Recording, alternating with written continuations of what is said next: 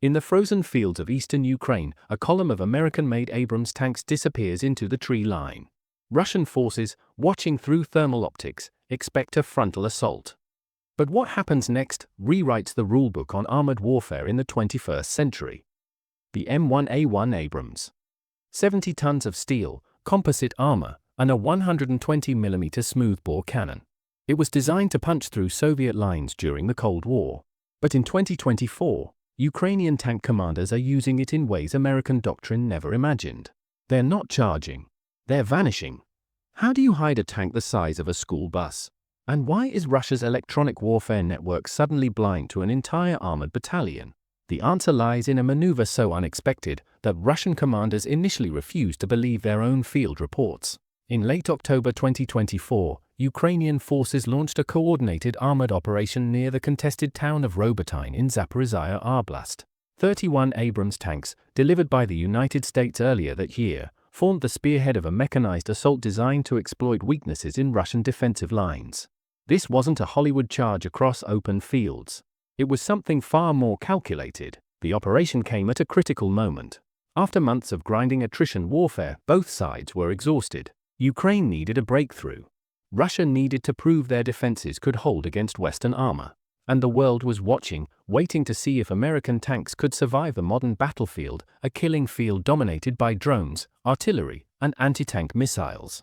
The Robotyne salient had become a symbol of Ukraine's 2023 counteroffensive struggles. Heavily mined approaches, overlapping fields of fire, and constant aerial surveillance turned every advance into a deadly equation. Ukrainian forces had gained ground measured in meters, not kilometers. Casualties mounted. Equipment losses grew. Western supporters questioned whether sending advanced armor made strategic sense, when drones costing a few $1,000s could destroy million-dollar vehicles.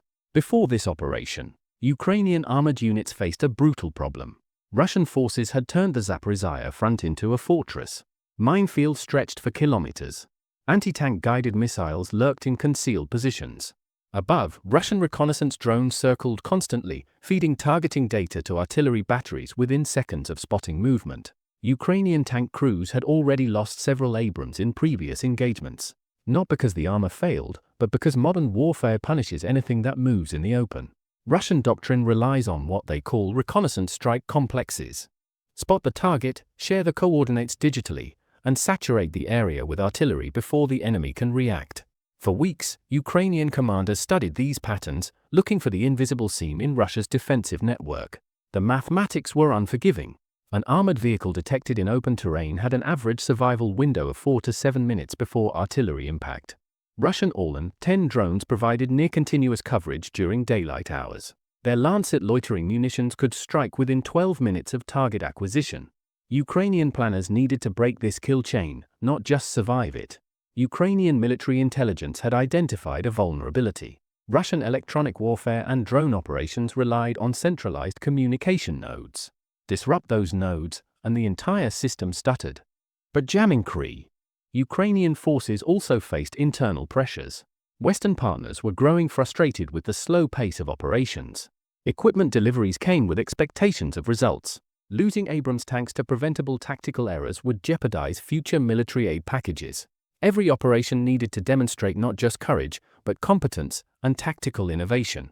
On October 23, 2024, Ukrainian electronic warfare units began jamming Russian drone communications along a 12-kilometer front.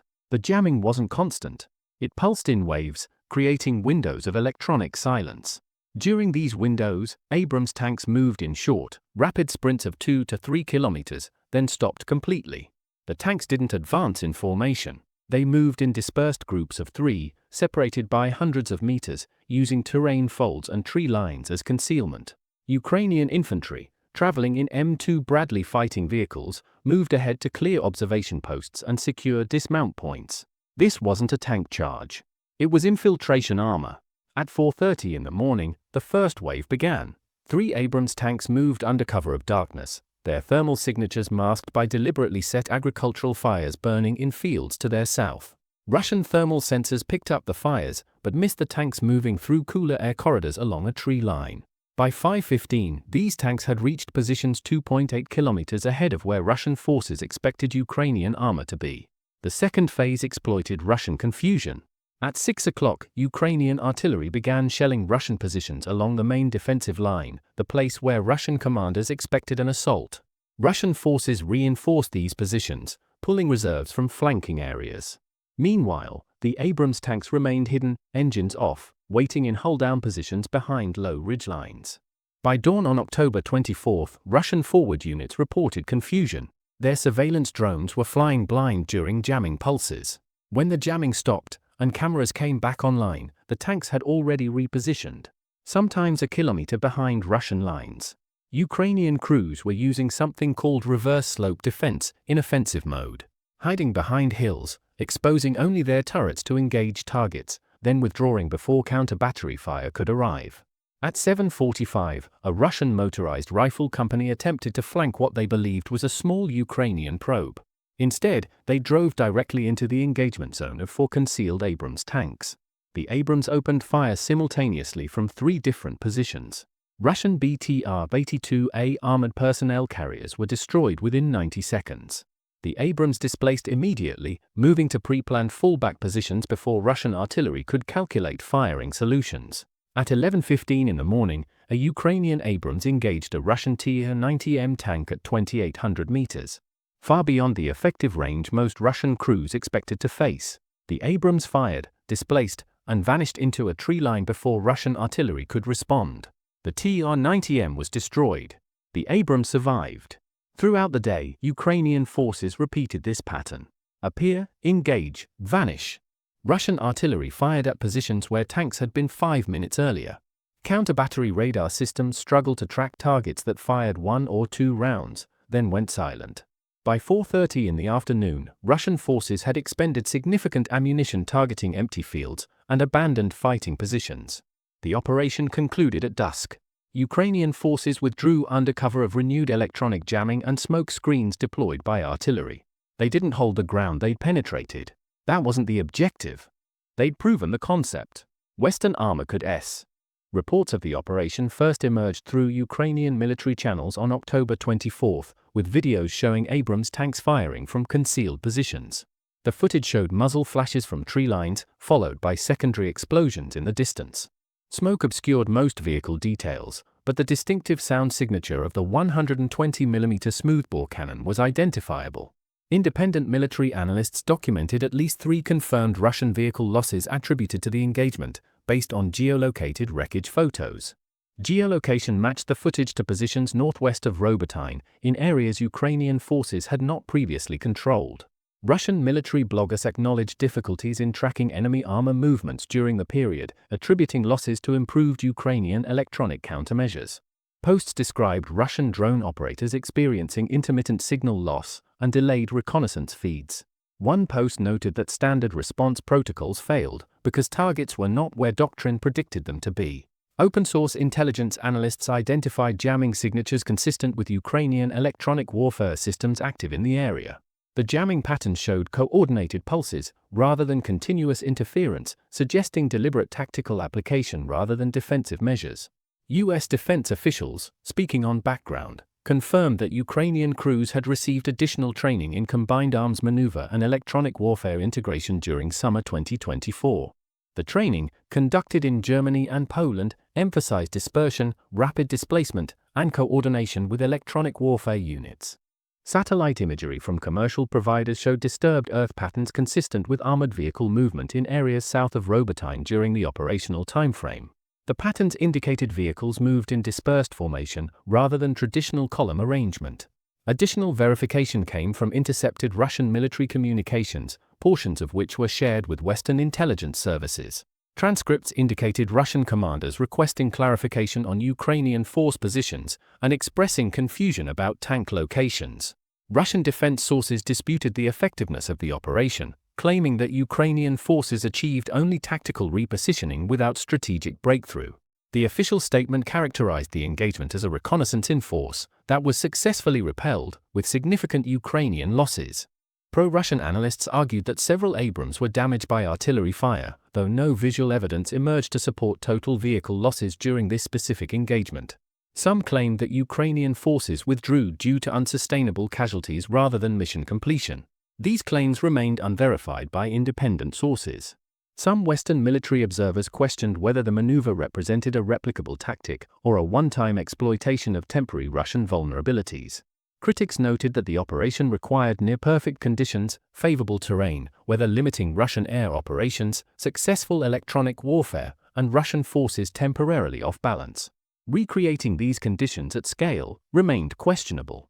Others noted that the operation's limited scope, affecting roughly 8 square kilometers of front line, suggested Ukraine was still operating under severe constraints in ammunition and fuel supply. The Abrams consumes fuel at extraordinary rates, and Ukraine's logistics network was already strained supporting conventional operations. Military analysts debated whether the tactical success justified the operational risk. Each Abrams represents not just financial cost, but trained crews who took months to certify. Exposing them in aggressive maneuvers, even successful ones, accumulated risk over time.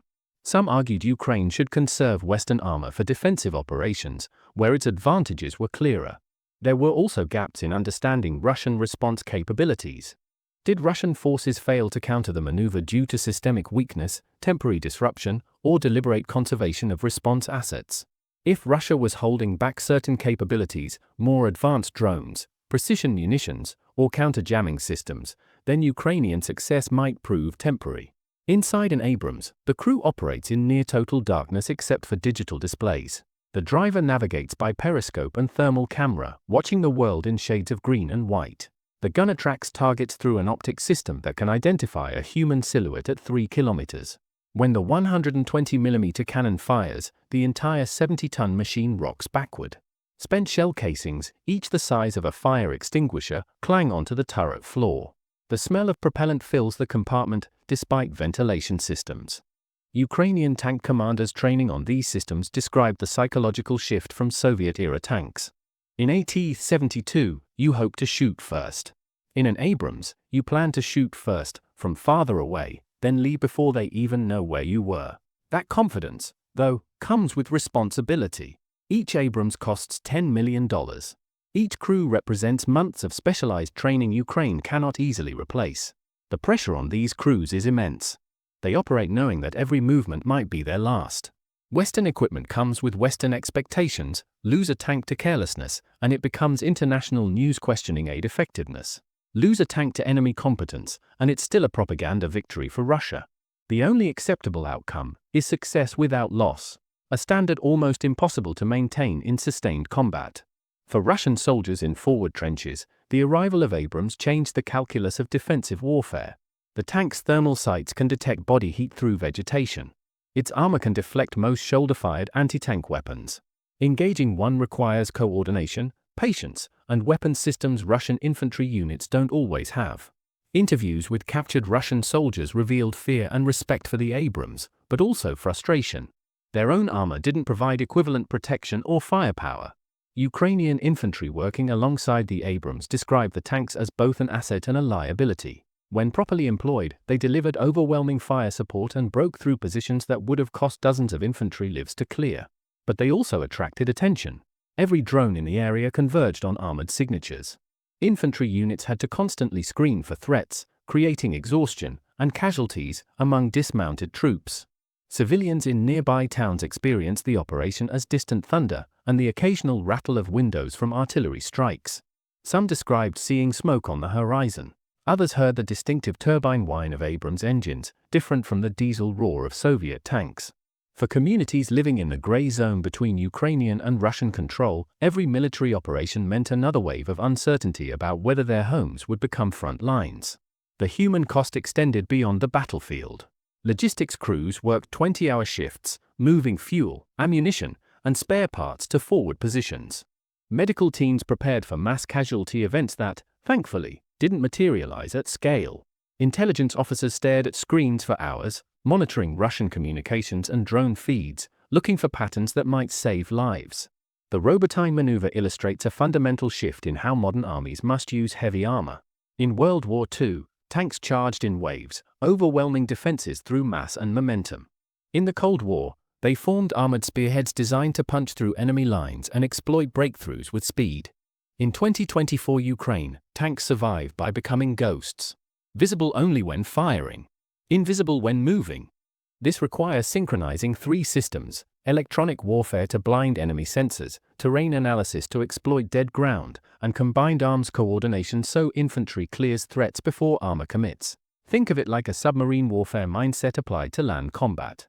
Submarines don't control the ocean by occupying surface territory. They control it by denying the enemy information and striking from unexpected vectors. Modern armor must adopt similar principles. The strategic implications reach far beyond Ukraine's borders. Every NATO military is watching to see if expensive Western tanks can survive in an environment saturated with cheap drones and precision artillery. The Abrams costs $10 million per unit. A Lancet loitering munition costs roughly $35,000. If the exchange rate favors the attacker, then Western armor doctrines need fundamental revision. But the Robotyne operation suggested a different equation. When used correctly, with electronic warfare, terrain exploitation, and tactical patience, expensive armor could defeat cheap drones by making the drones blind and slow. The cost calculation shifts if your $10 million tank destroys 8 enemy vehicles worth $15 million total while surviving to fight again. Survival becomes the key variable. This also challenges Russian military confidence at a psychological level. Russian doctrine invested heavily in reconnaissance-strike complexes precisely because they theoretically neutralized Western technological advantages. If Ukrainian forces can temporarily blind these systems, then Russia's entire defensive philosophy has exploitable weaknesses. Not permanent weaknesses, not everywhere, but windows of vulnerability that a skilled adversary with Western equipment can exploit. The operation also demonstrates the importance of institutional learning in warfare. Ukrainian forces have evolved rapidly since 2022, incorporating Western tactics while retaining Soviet operational understanding. They're creating a hybrid doctrine in real time, something that usually takes decades of peacetime development. This adaptability might prove more valuable than any single weapons system. For Western militaries, the lessons are uncomfortable. The US Army designed the Abrams for high-intensity maneuver warfare in open terrain, essentially preparing to fight the Soviets in Germany's Fulda Gap. Ukraine is using it for calculated ambush in heavily surveilled, artillery-saturated conditions. American doctrine assumes air superiority and freedom of maneuver. Ukraine has neither. Yet Ukrainian crews are finding ways to make the platform work by ignoring how it was meant to be used. This raises questions about future defense planning. Should Western armies design equipment for the wars they plan to fight, or for the wars adversaries will actually impose on them?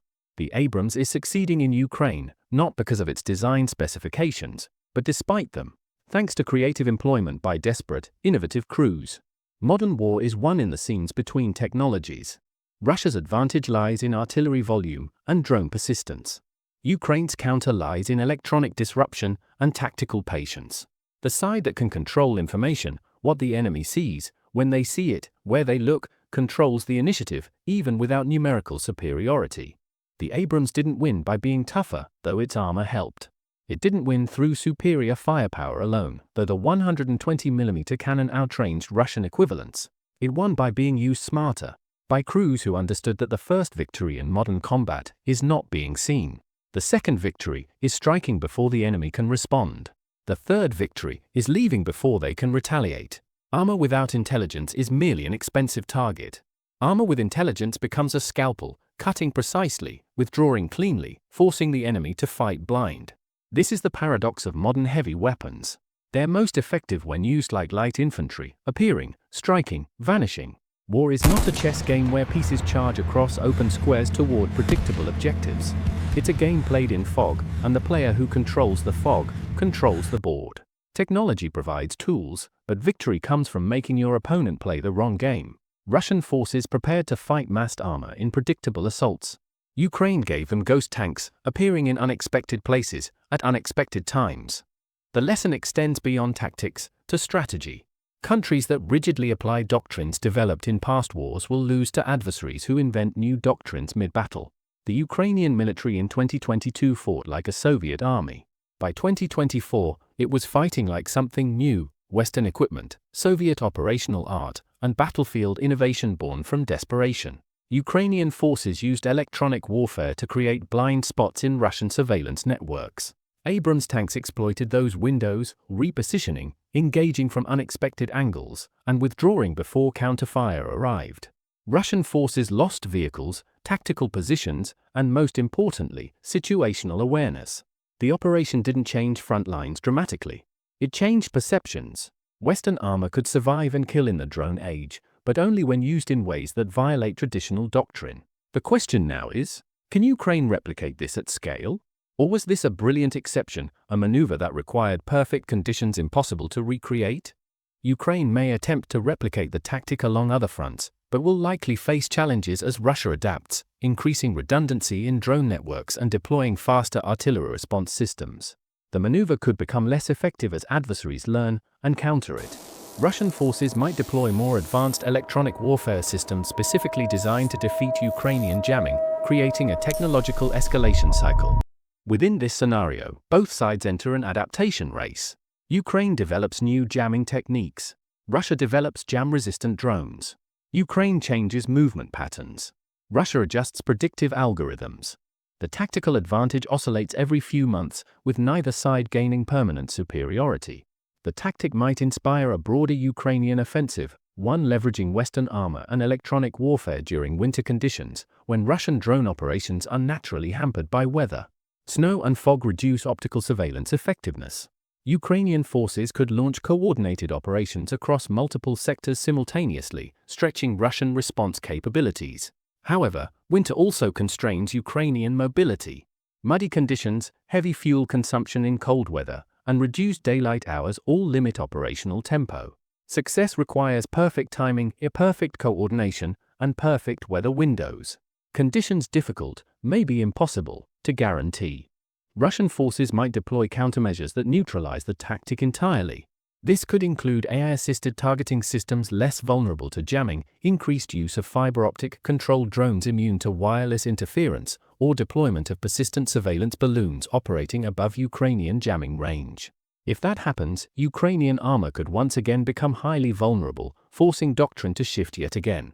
Western partners, encouraged by the operation's success, might accelerate armor deliveries and training programs.